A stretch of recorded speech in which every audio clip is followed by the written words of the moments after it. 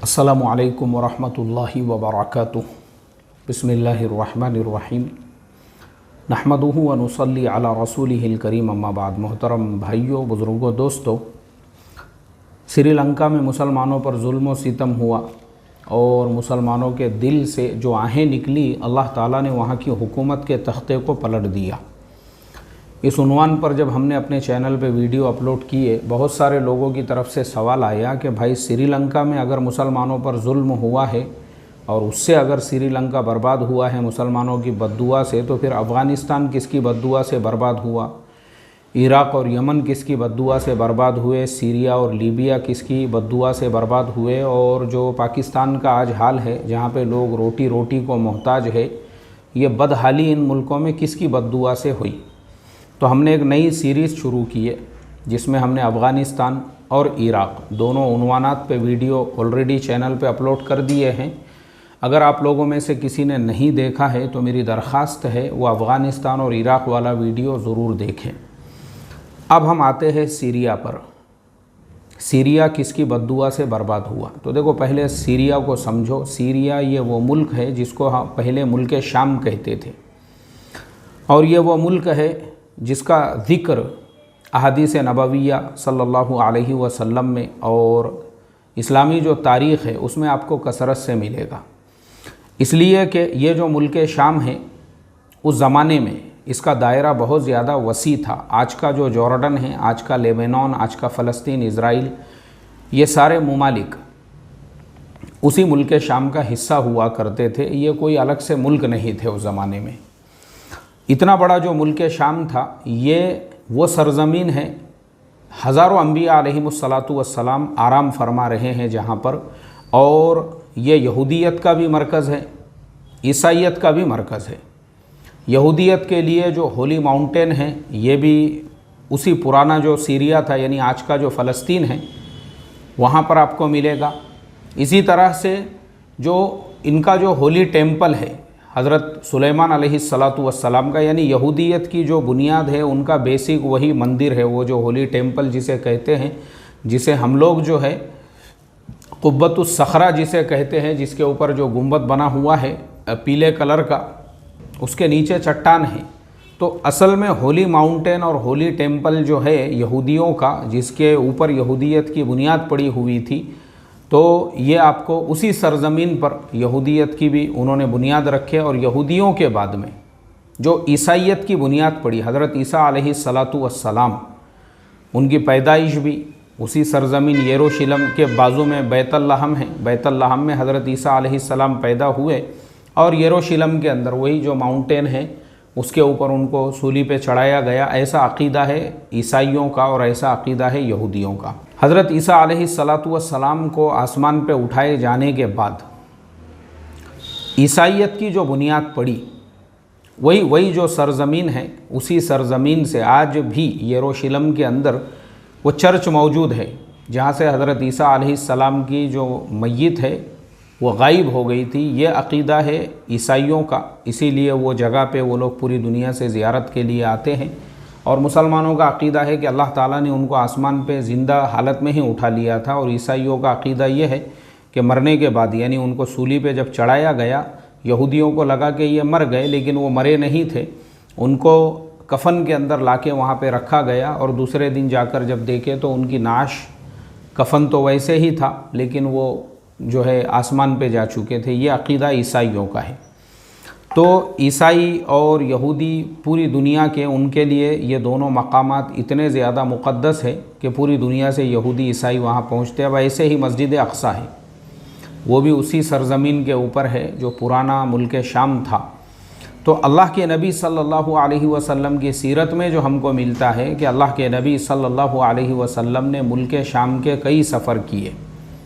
बचपन के 2 सफ़र का वाक़ियात मिलता है, एक हज़रत अबू तालिब के साथ में और फिर उसके बाद एक वाक़िया मिलता है।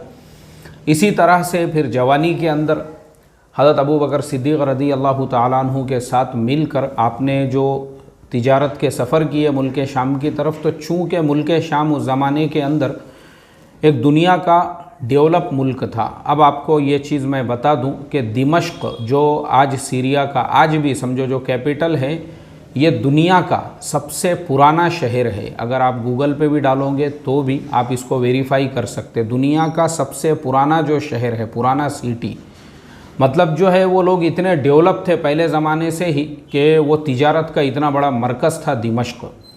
और दिमश्क के अलावा उसके अंदर जो है और भी दूसरे बहुत सारे शहर है सीरिया के अंदर, जो बड़े बड़े दुनिया के मराकिज़ थे। और ये पूरा जो मुल्क था, असल में जो ईसाई ताकत है, ईसाई एम्पायर है, जो रोम की जो ताकत थी, ये उसका एक मरकज़ था, मशरिक़ी मरकज़।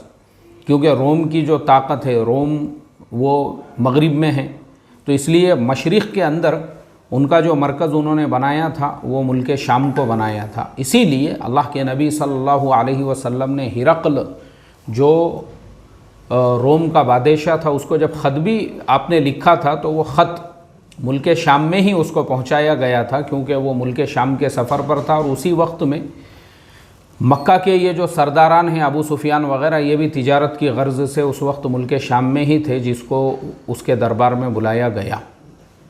ये सब आपको डिटेल में सुनना है तो मेरी जो सीरत है 2014, 15, 16, उसके अलावा अभी तक की मेरी सीरत मुकम्मल है। चैनल के प्ले लिस्ट में आप जाइए, उसको सुनिए, तो आपको पूरी सीरत जब सुनेंगे आप तो सब ये वाक़यात पता चलेंगे पूरे तफसील और डिटेल्स में। लेकिन सीरिया फ़तेह हुआ हज़रत उमर फ़ारूक रज़ी अल्लाह ताला अन्हु के ज़माने में, और सीरिया का जो अक्सर हिस्सा है वो फ़तेह हुआ था मुआहदे पर, सुलह पर, अमन के साथ, बग़ैर लड़ाई के। इसलिए ये मुसलमानों का अखलाक़ी फ़रीज़ा था, जिसको मुसलमानों ने 1450 साल से लेकर आज तक निभाया, कि जो इलाक़े बग़ैर जंग के फ़तेह हुए थे वो पूरे के पूरे इलाक़े आज भी उन इलाक़ों के अंदर ईसाइयों की वो आबादियाँ आबाद है जो अल्लाह के नबी सल्लल्लाहु अलैहि वसल्लम से पहले से वहाँ आबाद थी। भले मुसलमानों के दौरे हुकूमत के अंदर कई इनकलाबात आए, हुकूमतें बदल गई, लेकिन जो ईसाई थे, जो उनको अमन दिया गया था, जो यहूदियों को अमन दिया गया था, वो उनको वैसे ही वो अमन में ही रहे।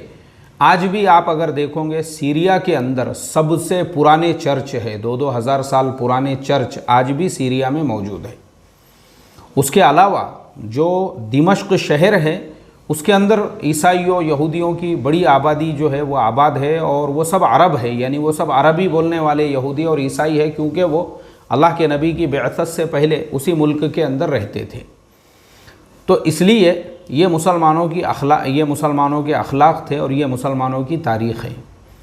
अब आज क्यों सीरिया के अंदर ऐसे हालात पैदा हुए, तो जैसा मैंने बताया कि खिलाफत उस्मानिया तक तो ये सारे मुल्क खिलाफत उस्मानिया के अंडर में ही आते थे।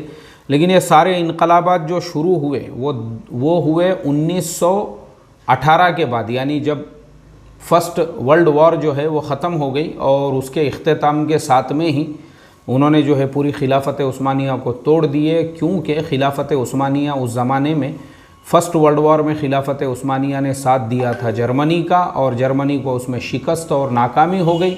खुद जर्मनी के टुकड़े टुकड़े कर दिए गए, और जर्मनी पे इतने जुर्माने लगाए गए कि जर्मनी अभी तक, यानी 2010 तक उसका जुर्माना अदा करते रहता था। तो बहरहाल अब ये जो सारे इलाक़े हैं और ये जो सारे ममालिक हैं, ये सारे इलाक़े, ये सारे ममालिक जो है सब टूट गए। इराक़, ईरान और यमन, ये सारे खिलाफत उस्मानिया के से जब ये सब मुल्क अलग अलग हो गए, जब ये सारे मुल्क जो है यहाँ पे अपनी हुकूमतें कायम हो गई, तो जो सीरिया था वो भी, वहाँ पर भी जो हुकूमत के निज़ाम बदलते रहे। तो चूँकि अब हम आते हैं सीरिया में मुसलमानों की आबादी पर, तो मुसलमानों की जो आबादी है सीरिया में, उसमें से 85% जो मुसलमान हैं वो सुन्नी मसलक के मानने वाले हैं, और सिर्फ 15% वहाँ पे जो मुसलमान हैं वो शिया मसलक के मानने वाले हैं। असल झगड़े की जो बुनियाद है, अभी जो झगड़ा इतना पैदा हुआ और इतने हालात जो ख़राब हुए, एक वजह तो ये बनी। दूसरी वजह, इराक़ के वीडियो में भी मैंने कहा था कि कुर्दिस्तान को इन्होंने 4 मुल्कों के अंदर बांट दिया। कुर्दिस्तान एक ऐसी कौम है, कुर्द कौम, पूरी दुनिया के अंदर बस वो उतने ही खित्ते के अंदर वो लोग बसते थे। वो लोगों की ज़ुबान कुर्दी, उनकी तहज़ीब अलग है, उनका तमद्दुन अलग है, और ये जो कौम है ये असल में पहले आतिश परस्त थे, जैसे ईरानी लोग होते हैं आग की पूजा परस्तिश करने वाले, ये वही कौम थी। लेकिन फिर ये सारे लोग ईमान में, इस्लाम में दाखिल हो गए, और दाखिल होने के बाद में फिर सुल्तान सलाहुद्दीन अय्यूबी जो थे वो ख़ुद भी एक कुर्द थे, वो भी कुर्द कबीले से ही ताल्लुक़ रखते थे, और उनका की जो कब्र है वो भी मुल्क शाम में ही है, दिमश्क के अंदर, दिमश्क की जो जामे मस्जिद है उसके अंदर। तो हज़रत सुल्तान सलाहुद्दीन अय्यूबी की ये कौम है, कुर्द कौम।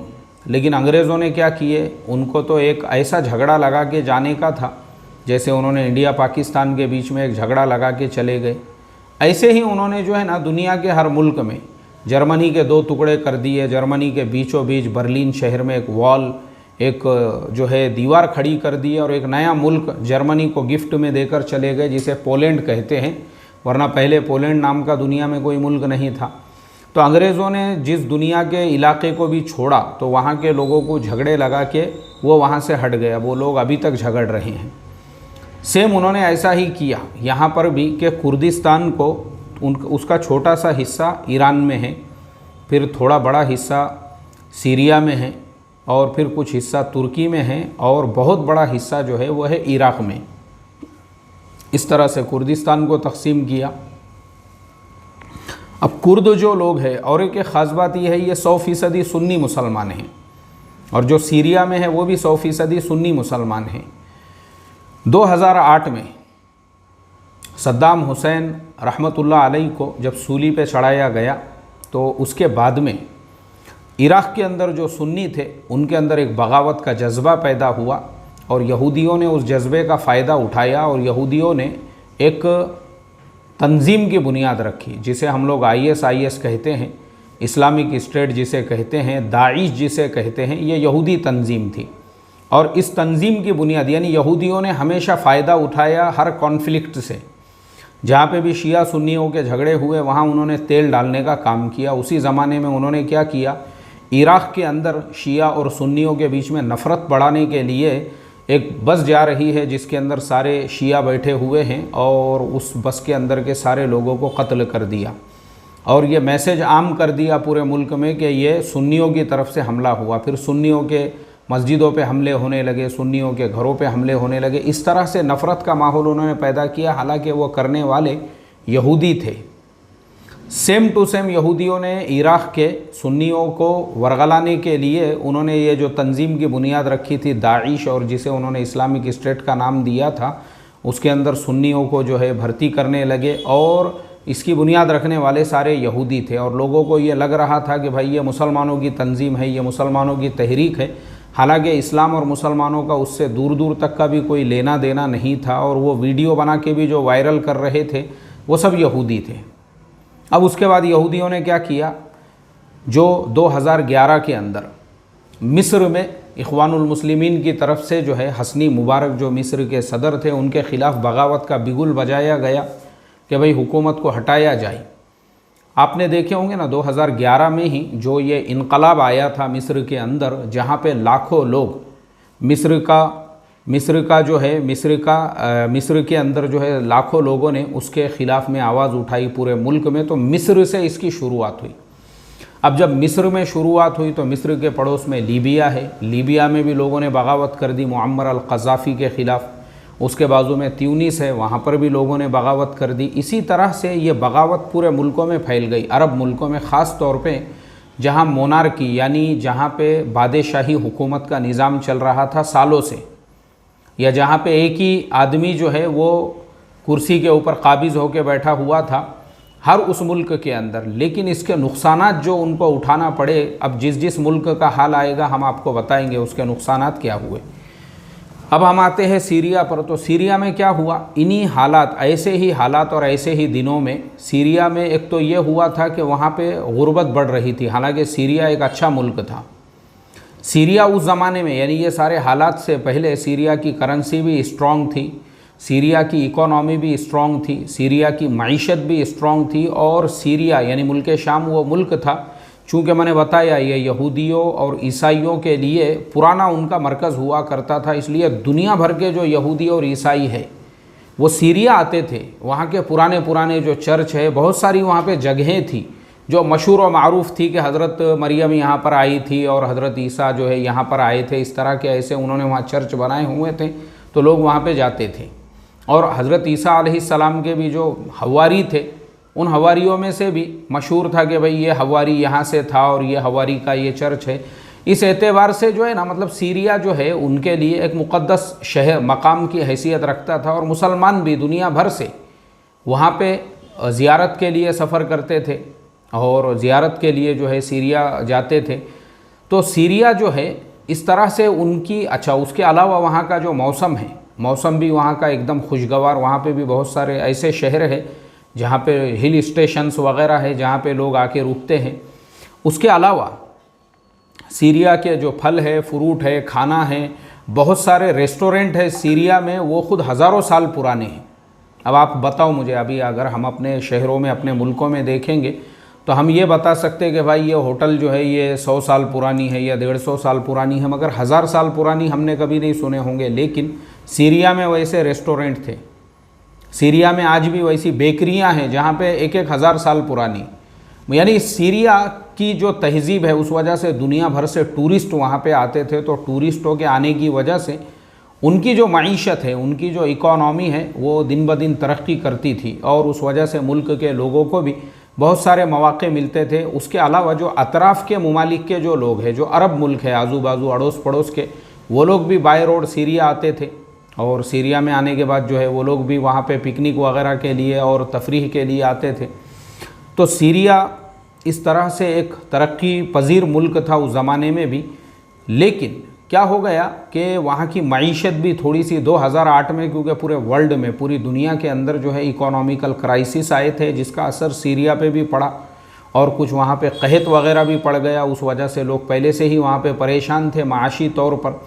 और जब 2011 के अंदर मिस्र में ये जो रिवॉल्यूशन हुआ और ये जो इनकलाब आया, तो फिर सीरिया के अंदर भी कुछ लोग, उन्होंने ये महंगाई है और मुल्क के अंदर के जो हालात है उसके ख़िलाफ़, बादशाह के ख़िलाफ़ जो है उन्होंने मुजाहिरा किया। यानी पहले ये जो लड़ाई है ये कोई लड़ाई की शक्ल में शुरू नहीं हुई, ये सेम टू सेम वैसा ही है जैसा नॉर्मली हमारे भारत देश के अंदर तो अक्सर शहरों में होता है कि भाई लोग जो है मोर्चा देते हैं, आंदोलन करते हैं और लोग भूख हड़ताल के ऊपर बैठते हैं। हमारे देश में वो आम है, क्योंकि हमारे देश में है डेमोक्रेसी। तो इसलिए हमारे यहाँ पे कोई भी इंसान, अगर आप भी अपने शहर के किसी तहसील ऑफिस, कलेक्टर ऑफिस के सामने से गुजरोगे तो किसी न किसी का पिंडाल आपको डाला हुआ मिलेगा, कोई ना कोई कुछ मांग लेके बैठा हुआ होगा। ये हमारे यहाँ पे नॉर्मल है।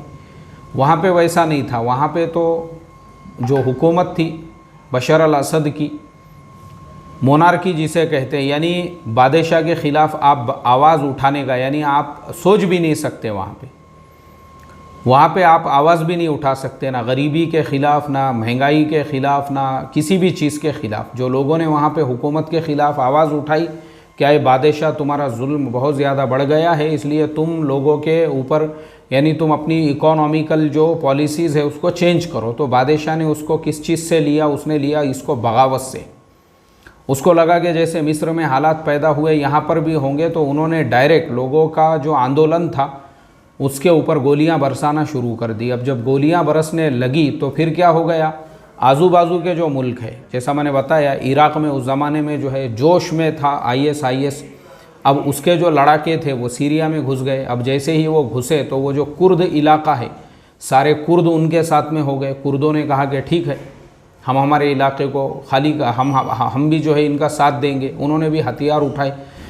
तो एक नॉर्मल जो लोगों का आंदोलन था, बाद में वही आंदोलन हिंसक बन गया, पुरतशद्दुद बन गया, और फिर लोगों ने अपने हाथों में हथियार उठा लिए और हुकूमत के ख़िलाफ़ लोगों ने बगावत कर दी। और फिर यहाँ पे जो सुन्नी और शियत वाला फैक्ट था उसने भी काम किया कि सुन्नियों का कहना ये था कि भाई जब इराक़ के अंदर 20% आबादी सुन्नियों की और 80% शियों की थी, तो जो इराक़ के लोगों ने एक सुन्नी बादशाह को कुर्सी से हटा दिया और सद्दाम हुसैन के ख़िलाफ़ जो बगावत की और सद्दाम हुसैन को जो सूली पे लटकाया गया, उसके लिए सबसे बड़े जो ज़िम्मेदार है वो इराक़ के जो शिया मजहबी रहनुमा हैं और जो शिया बड़े बड़े कमांडर थे। यानी शियों ने खुल के अमेरिका का साथ दिया और हथियार डाल के सरेंडर कर दिए, उन्होंने लड़ाई नहीं, इसलिए सद्दाम की हुकूमत चले गई। तो फिर यहाँ पे 15% शियों की आबादी है और एक शिया जो है वो बादशाह है।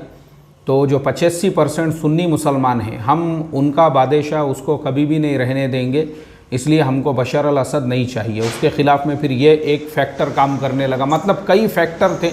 एक तो शुरुआत हुई महंगाई से, बेरोज़गारी से, उसके साथ में जो है मुल्क के अंदर जब ये बगावत बढ़ गई तो फिर उसके बाद में ये जो कुर्दों का फैक्टर था और फिर उसके साथ में जो है शिया सुन्नी का फैक्टर था, ये सारे मिल के एक साथ उन्होंने जो है हुकूमत के ख़िलाफ़ में आवाज़ बुलंद की।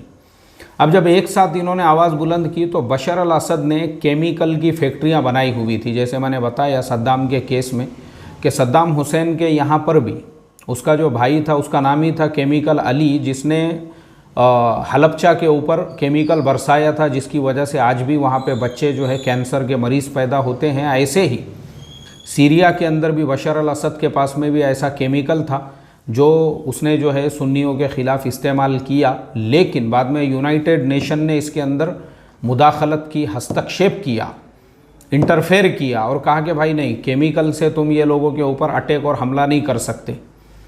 तो केमिकल की उसकी सारी फैक्ट्रियां बंद करने लगाया यूनाइटेड नेशन ने। और मुल्क के अंदर बगावत जब चल रही थी तो रूस ने, उस वक्त दुनिया भी कुछ हिस्सों में बढ़ गई, जैसे रूस है, रूस के साथ में जो है लेबनान है, ये सारे मुल्कों ने खुल के सीरिया का साथ दिए। लेबनान के अंदर हिजबुल्लाह एक तंजीम है जो शियों की तंजीम है, जो लड़ती है इज़राइल और इज़राइल के ख़िलाफ़, लेकिन इस मामले के अंदर वो भी सुन्नियों के ख़िलाफ़ खड़े हो गए और उन्होंने शिया गवर्नमेंट का, वो बशर अल असद की गवर्नमेंट का खुलकर उन्होंने साथ दिया। अब यहाँ ये जो थे इनके साथ में अमेरिका खड़ा हो गया। उस वक्त में ओबामा राष्ट्रपति थे, प्रेसिडेंट थे अमेरिका के, उन्होंने खुलकर बशर अल असद की मुखालिफत की, लेकिन उन्होंने अपनी फ़ौज वहाँ पर नहीं भेजी सुन्नियों की मदद करने के लिए। क्यों नहीं भेजे? उन्होंने कहा कि भाई पहले ही इराक़ में और अफ़गानिस्तान में हमारी आर्मी का बहुत नुकसान हो चुका है, इसलिए उन्होंने अपनी फ़ौज तो नहीं भेजी, लेकिन उन्होंने तायद की इनकी। अब तायद करने से क्या होता है, मुझे आप बताइए। बशर अल असद जो है वो कत्लेआम करते रहे सुन्नियों का, और उस के ज़माने में जो सुन्नियों के ऊपर जुल्म और सितम हुए हैं, सुन्नियों के गाँव को जला दिया गया, सुन्नियों के बस्तियों को वीरान कर दिया गया। 10 लाख से ज़्यादा जो सुन्नी हैं वो मारे गए सीरिया के अंदर, मुल्क शाम में। शहर जो है आप सोच भी नहीं सकते, पूरा शहर, आज वहाँ पे आपको कोई इंसान नज़र नहीं आएगा, वो पूरे खंडर बन चुके हैं। सुन्नियों ने जो कुर्द जो आबाद थे तुर्की के बॉर्डर के करीब में, उन्होंने सीरिया का बॉर्डर क्रॉस करके वो बेचारे तुर्की में जाने लगे। इसलिए आज की तारीख़ में सबसे ज़्यादा जो लोग जिन्होंने अपना मुल्क, यानी जिसको शरणार्थी कहते हैं, मुहाजिर कहते हैं, सबसे ज़्यादा वो सीरिया के हैं जो तुर्की के अंदर जाके बसे हुए हैं, यानी वहाँ पे रुके हुए हैं।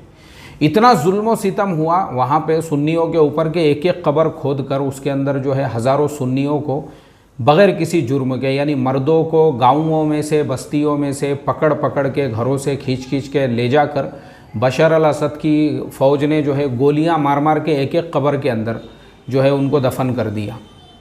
तो सुन्नियों के 10 लाख से ज़्यादा की जो आबादी है उसको बशर अल असद ने और उसकी फ़ौज ने मुसलमानों पे इतना जुल्म सितम किया, सुन्नी मुसलमानों पर, और इसी तरह से मुल्क के हालात ख़राब होते रहे।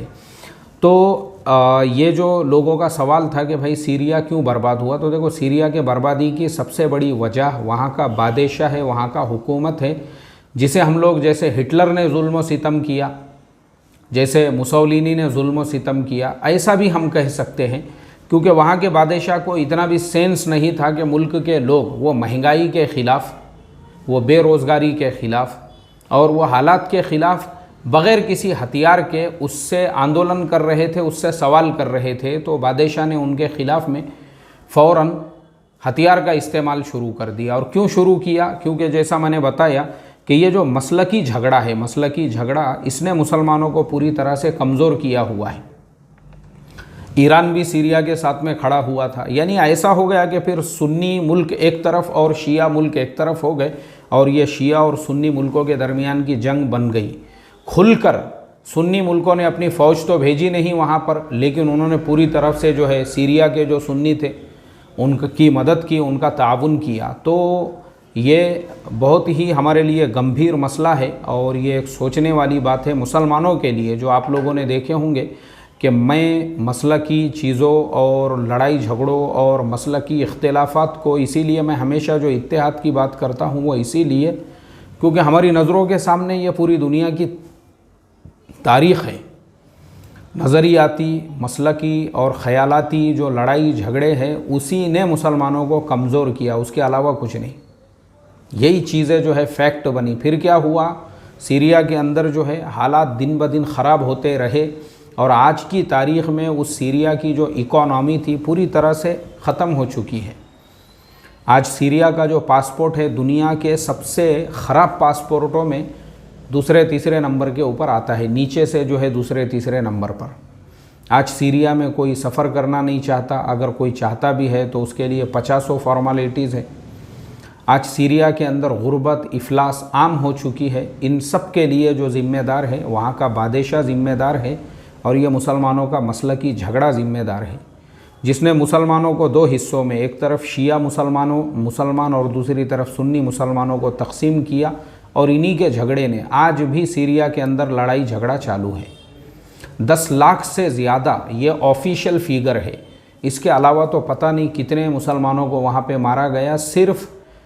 हालांकि दोनों, हज़रत अल्लामा इकबाल ने जो कहा था ना, मनफ़ात एक है इस कौम की, नुकसान भी एक है सबका नबी, दीन भी, ईमान भी एक, हरम पाक भी, अल्लाह भी, कुरान भी एक। कुछ बड़ी बात थी होते जो मुसलमान भी एक, फ़िरक़ा बंदी है कहीं और कहीं ज़ाते हैं, क्या ज़माने में पनपने की यही बातें हैं। यानी इस कौम की मनफ़ात एक है, इस कौम का नफ़ा एक है, नुकसान एक है, हरम पाक एक है, अल्लाह एक है, कुरान एक है, एक सबका नबी भी एक है, दीन भी एक है, सब कुछ एक है। और एक जो मसलकी जो एक इख्तिलाफ़ है, बस उसी की बुनियाद पर इतनी मतलब आपस के अंदर इतनी ज़्यादा दुश्मनियाँ भरी हुई है कि ईरान भी सीरिया के साथ खड़ा हो गया। लेबनान भी, जब उन्होंने कहा कि नहीं भाई सीरिया तो एक शिया मुल्क है, तो सारे शिया मुल्क उसके साथ में आ गए और सुन्नी जो मुल्क थे वो वहाँ के लोगों के साथ में आ गए।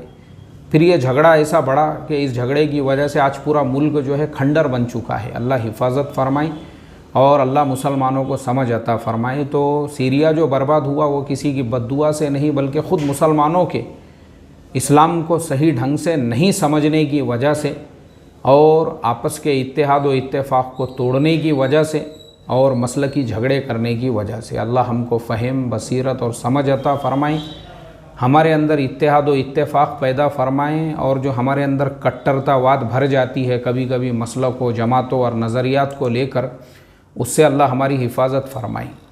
अस्सलामु अलैकुम व रहमतुल्लाहि व बरकातुहू।